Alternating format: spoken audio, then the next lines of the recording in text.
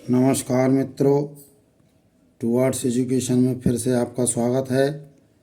मैं सतीश कुमार, आपका अपना यूट्यूबर। मैं आपका स्वागत करता हूं और मैं आपसे रूबरू होना चाहता हूं। मैंने आपसे वादा किया था कि टीजीटी पीजीटी का पूरा सिलेबस कराऊंगा। उसी में मैं आज जैविक अणु का लास्ट वीडियो डाल रहा हूं। उसके बाद मैं अगला चैप्टर लूँगा। मैंने जैविक अणु में आपको काफ़ी कुछ करा दिया। अब मैं आपको 20-25 MCQs हैं वो कराऊंगा। आज समय व्यर्थ ना करते हुए मैं आगे बढ़ता हूं और आपसे पुनः निवेदन करता हूं कि आप लोग जो वीडियो देखते हैं तो सब्सक्राइब्स ज़रूर करें, लाइक करें और कमेंट करें। तो इसी के साथ ही मैं पहला क्वेश्चन आपके सामने रख रहा हूं और आप भी जवाब देने का प्रयास करना। द्विचक्रीय, पहला सवाल है कि द्विचक्रीय वलय संरचना किसके अणुओं में होती है? द्विचक्रीय वलय संरचना किसके अणुओं में होती है? ये होती है प्यूरिन्स के। न्यूक्लियोटाइड अणु किन अणुओं के संयोजन से बनता है? न्यूक्लियोटाइड अणु किन अणुओं के संयोजन से बनता है? तो ये बनता है न्यूक्लियोसाइड प्लस फॉस्फेट समूह के समूह। नेक्स्ट है न्यूक्लियोसाइड अणु के संयोजन में भाग लेने वाले अणु। न्यूक्लियोसाइड अणु के संयोजन में भाग लेने वाले अणु कहलाते हैं, क्या कहलाते हैं? नाइट्रोजनीय समाक्षार प्लस पंचकार्बनीय शर्करा कहलाते हैं। ये इसका आंसर ये सही है और इसका ये तीसरा सही है। नेक्स्ट है राइबोसोम शर्करा से कौन से नाइट्रोजनी समाक्षार की सहलग्नता नहीं होती है? राइबोसोम शर्करा से कौन से नाइट्रोजनी समाक्षार की संलग्नता नहीं होती है? तो ये थाइमीन की नहीं होती है, थाइमीन। डीऑक्सीराइबोस शर्करा से कौन से नाइट्रोजनी समाक्षर की संलग्नता नहीं होती है? डीऑक्सी, वो राइबोस शर्करा था, अब है डीऑक्सीराइबोस शर्करा से कौन से नाइट्रोजनी समाक्षर की संलग्नता नहीं होती है? तो ये नहीं होती है यूरेसिल की। एक न्यूक्लियोटाइड अणु को इसके न्यूक्लियोसाइड के आगे 5 मोनोफॉस्फेट जोड़कर इसलिए इंगित कर सकते हैं किस लिए? क्योंकि फॉस्फेट समूह, इसका आंसर होगा दूसरा। फॉस्फेट समूह शर्करा अणु के C5 पर के OH समूह से जुड़ता है। कहाँ जुड़ता है? C5 के OH के समूह से जुड़ता है। अगला क्वेश्चन है न्यूक्लियोटाइड अम्लीय इसलिए होते हैं? न्यूक्लियोटाइड्स अम्लीय इसलिए होते हैं, किस लिए होते हैं? कि ये पंचकार्बनीय शर्करा अणु ऋणात्मक आवेशी होता है। अगला सवाल है चक्रीय एडिनोसिन मोनोफॉस्फेट के अणु कहाँ पाए जाते हैं?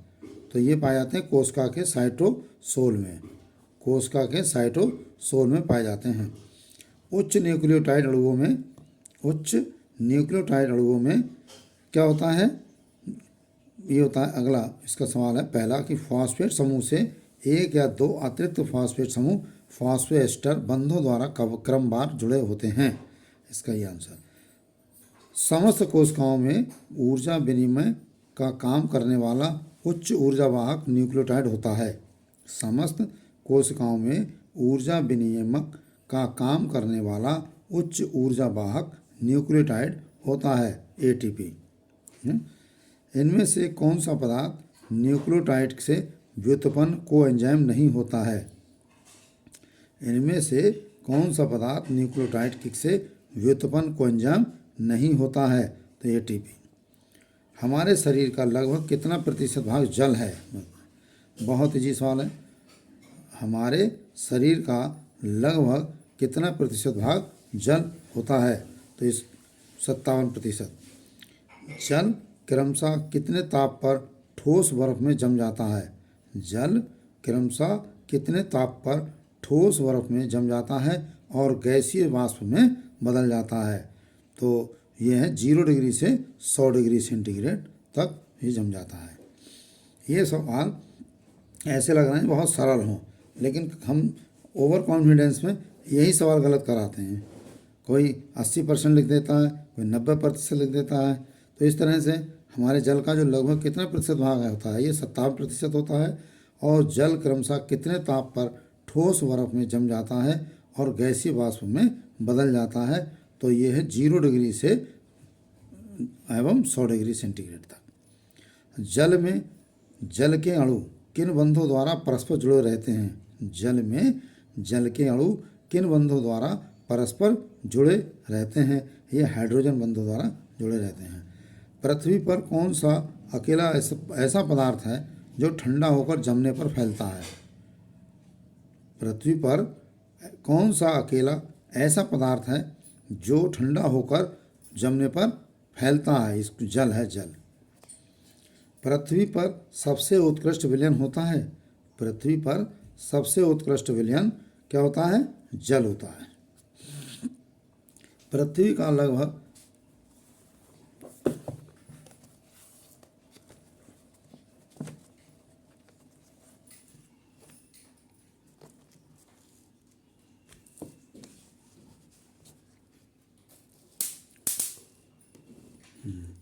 नेक्स्ट है मित्रों, वीडियो देखने वाले सभी को मेरा थैंक यू। और आप इस वीडियो को लाइक और सब्सक्राइब ज़रूर करें, कमेंट किया करें। अब मैं अगला क्वेश्चन है मेरा कि नेक्स्ट, पृथ्वी का लगभग कितना भाग जल से ढका हुआ है? पृथ्वी का लगभग कितना भाग जल से ढका हुआ है? तो ये है 4.75%। जीवों के बृहद पोषक पदार्थ होते हैं। जीवों के बृहद पोषक पदार्थ होते हैं। कौन से होते हैं? तो ये देखिए, न्यूक्लिक अम्ल एवं लिपिड्स। न्यूक्लिक अम्ल एवं लिपिड्स, कार्बोहाइड्रेट्स और प्रोटीन्स, तो ये सब होते हैं। क्या होते हैं? सब। जीवों के सूक्ष्म पोषक पदार्थ होते हैं। जीवों के सूक्ष्म पोषक पदार्थ होते हैं। क्या होते हैं जीवों के सूक्ष्म पदार्थ? ये होते हैं खनिज, विटामिन्स, कार्बोहाइड्रेट्स, यानी 2 विटामिन्स, कार्बोहाइड्रेट्स, उनमें से 2। अनेक प्रकार के अपृष्ठवंशी जंतुओं के रक्षात्मक खोलों तथा पृष्ठवंशी जंतुओं के अंतःकाल में अधिक मात्रा में प्रयुक्त होने वाला खनिज कैल्शियम है। फॉस्फोलिपिड्स, डीएनए, आरएनए तथा कुछ प्रोटीन्स आदि संरचनात्मक जैविक अणुओं के संयोजन में भाग लेने वाले खनिज होते हैं फास्फोरस और सल्फेट। ये है फास्फोरस और सल्फेट।